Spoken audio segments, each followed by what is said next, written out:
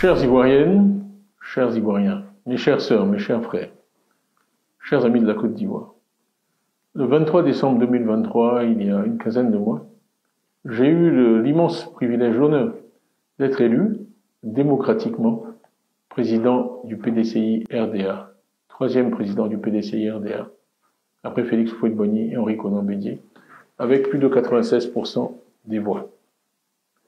Depuis cette élection, et même avant, je me suis attaché, vous m'avez vu partout, à travailler sans relâche, à sillonner notre pays.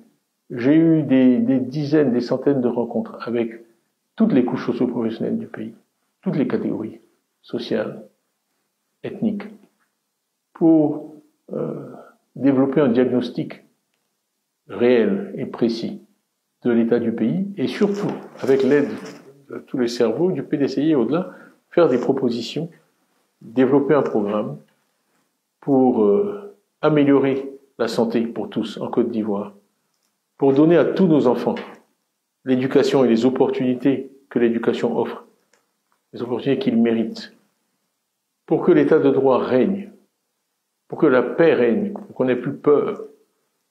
J'ai dit tout cela.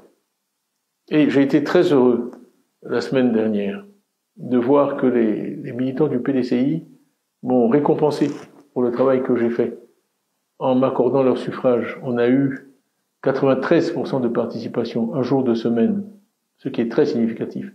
Et surtout, j'ai été désigné comme candidat du PDCI à l'élection présidentielle avec un score de 99,5%, supérieur même aux 96% que j'avais obtenu auparavant.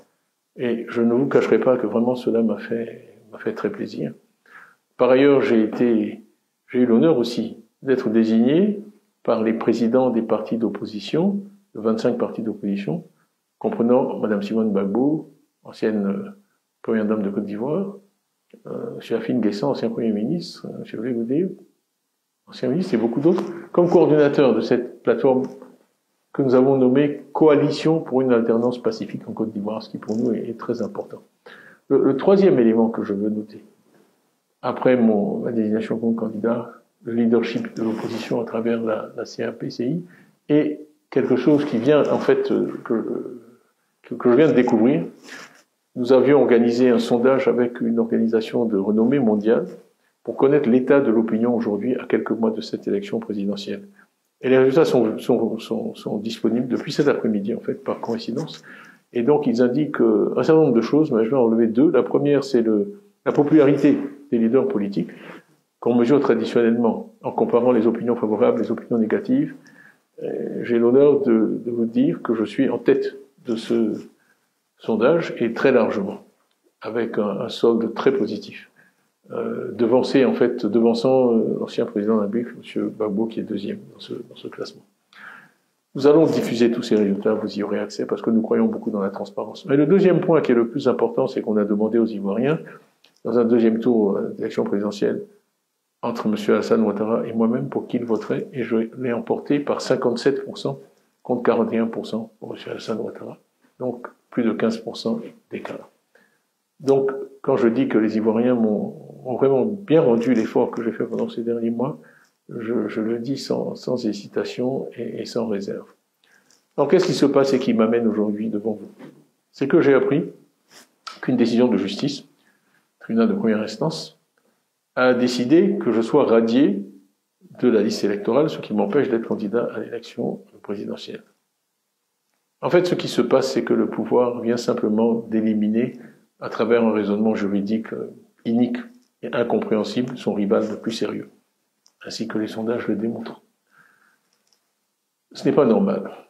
Et ce n'est pas l'image que je souhaite que notre pays donne de lui-même. Pendant longtemps, on a essayé de faire croire qu'il y avait des dissensions au PDCI, qu'en fait j'étais contesté, mon leadership était contesté. On a aussi publié mensonge après mensonge, calomnie, attaque sur ma nationalité. Le sondage qui est disponible aujourd'hui, qui a été fait tout récemment, montre que les Ivoiriens n'ont accordé aucun crédit à ces attaques, qui n'ont pas marché. Alors, aujourd'hui, les masques sont tombés. Puisque ces attaques n'ont pas marché, et que malgré tout je fais la course en tête, il fallait tout simplement m'empêcher d'être candidat. Ce sont des militants du parti au pouvoir qui ont démarré ces procédures infondées contre moi, représentés par des avocats du parti au pouvoir, portant ces procédures devant des juges nommés par le parti au pouvoir. Et donc voilà plutôt la décision à laquelle nous sommes confrontés ce soir. Je trouve que c'est malheureux. Notre pays a connu toutes sortes de difficultés dans des périodes pré- ou post-électorales, et je crains qu'une fois de plus nous soyons au bord d'une crise.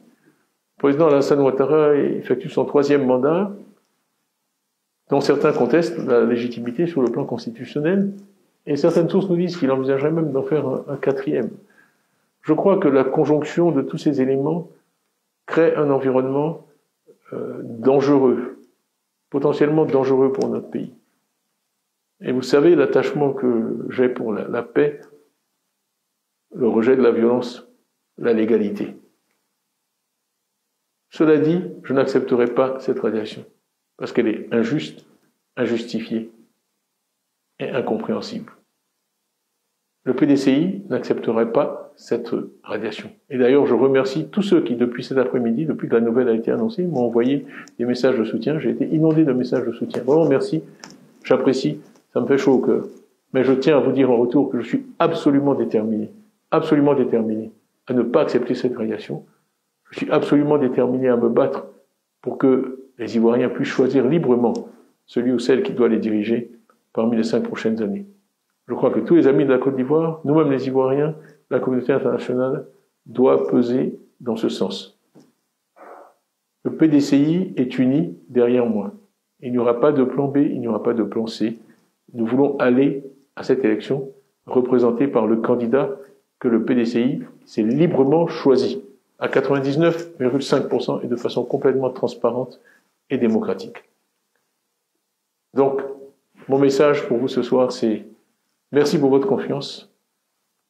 Soyez assurés que je suis absolument déterminé à être candidat à la présidence de la République.